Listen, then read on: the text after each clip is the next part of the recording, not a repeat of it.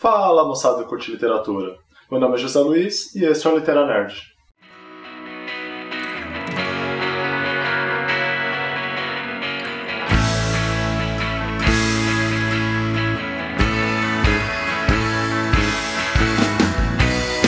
Well, it goes up way too fast, though they say it's built to last.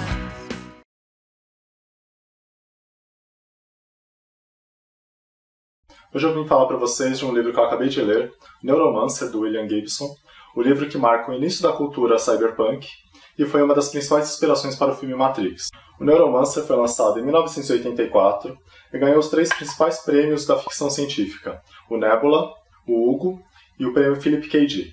Neuromancer foi escrito pelo William Gibson, um escritor nascido no Canadá, mas de nacionalidade norte-americana e canadense. Ele nasceu em 1948 e tinha 36 anos quando o Neuromancer foi publicado pela primeira vez. Eu li essa edição mais antiga da editora Aleph. Recentemente, a própria editora Aleph lançou uma edição comemorativa de aniversário muito bonita. Ela tem essa lombada que parece estar rasgada. Vou deixar minha imagem aqui para vocês verem como ela é. Ela é bem interessante, é uma daquelas edições que você quer porque quer ter na sua estante.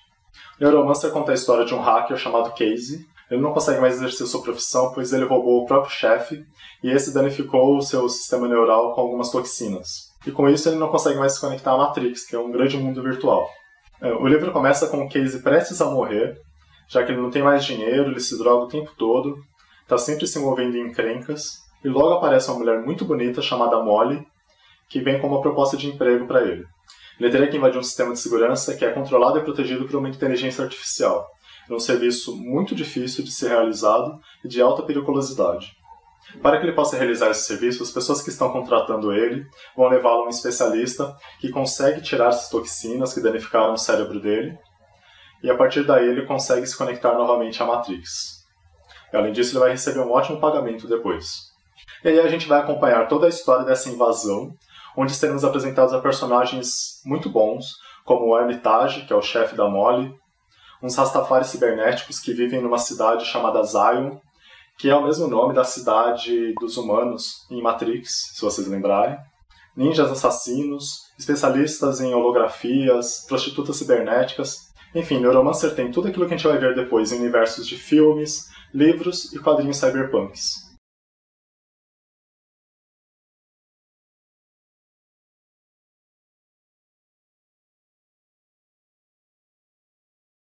Bom, mas como foi a leitura do livro? O Neuromancer, para mim, sofreu um pouco das consequências daquela entidade maligna chamada Monstro da Expectativa. Eu comecei o livro achando que seria uma leitura simples, já que era um livro de ficção, e que seria uma das grandes leituras do ano, e depois de um tempinho eu estava um pouco decepcionado. Assim, não me entendam mal. O livro é muito bom, a história é bem interessante, a trama vai ficando mais e mais envolvente, mas eu achei que o livro sofre de alguns probleminhas, conforme eu fui lendo. Depois que eu terminei de ler, eu fui procurar a respeito do livro e vi que muita gente reclamava basicamente das mesmas coisas que eu senti.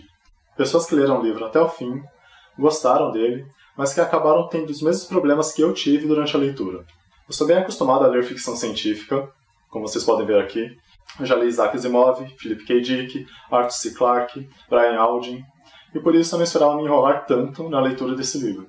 A trama fica bem confusa em algumas partes, e mais de uma vez eu tive que voltar algumas páginas para reler, coisa que dificilmente eu faço. Como o personagem principal fica mudando de ambiente o tempo todo, às vezes a coisa toda ficava meio confusa. Em alguns momentos ele está no mundo real, em outros ele está acompanhando o que a Molly está fazendo, como se ele estivesse conectado à consciência dela, e em outros momentos ele mesmo está navegando na Matrix, invadindo os sistemas. Uma coisa que eu achei bem interessante é que nesses momentos em que ele está dentro da consciência da Molly, ele consegue saber tudo o que ela está pensando, mas ela não consegue saber o que ele está pensando. Ele não consegue se comunicar com ela. É uma via de mão única. É um conceito que eu achei bem legal. Além de toda essa mudança de ambiente que acontece o tempo todo, o escritor descreve as coisas com excesso de detalhes que chegava a fazer com que eu perdesse o foco da história às vezes.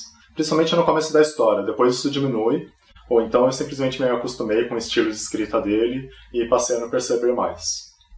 Eu vou dar um exemplo para vocês aqui. O corredor, com uma porta em cada ponta, era uma comporta de ar improvisada que conservava o diferencial de pressão que mantinha a cúpula de pé. Anéis fluorescentes estavam atarrachados ao teto de compensado, em intervalos regulares, mas a maioria estava quebrada. O ar era úmido e denso, com cheiro de suor e concreto.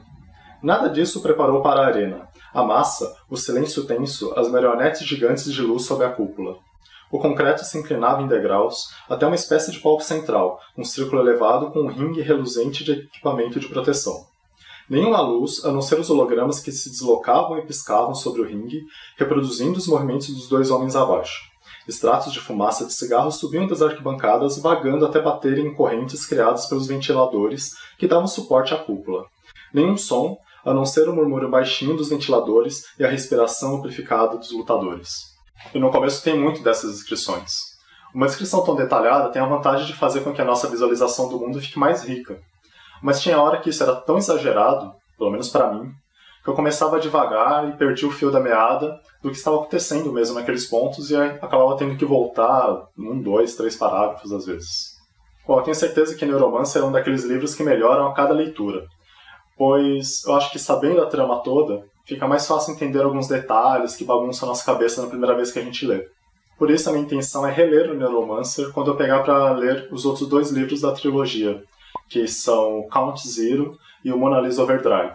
Provavelmente quando eu reler esse livro eu acho que eu vou gostar muito mais dele, e aí provavelmente eu faço um outro vídeo falando se realmente foi isso que aconteceu. Bom, de novo, eu não achei esse livro ruim. Eu simplesmente estou falando para vocês algumas impressões que eu tive e que eu não esperava ter.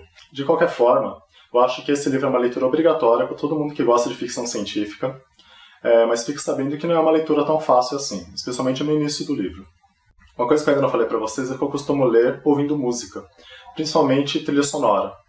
E eu li Neuromancer ouvindo a trilha sonora de Tron Legacy, feito pelo Daft Punk, e de Interestelar, feito pelo Hans Zimmer. Especialmente a trilha sonora do Tron Legacy combinou muito com o que estava acontecendo ali no livro, então fica essa dica aí para vocês. Bom, pessoal, é isso. Se você já leu ou pretende ler Neuromancer, deixe seus comentários aqui embaixo. Diga se você também teve problema com as descrições, com os pontos meio confusos, ou se foi só eu. Não deixe de dar like no vídeo para ajudar na divulgação. Assine o canal para mais resenhas de livros de ficção científica, fantasia e clássicos. E não deixe de acompanhar os vídeos da Maratona Literária de Primavera, que eu vou participar agora em outubro. Lá eu vou ler, entre outros livros, Perdido em Marte, Frankenstein e Carrie a Estranha. E é isso aí, até a próxima.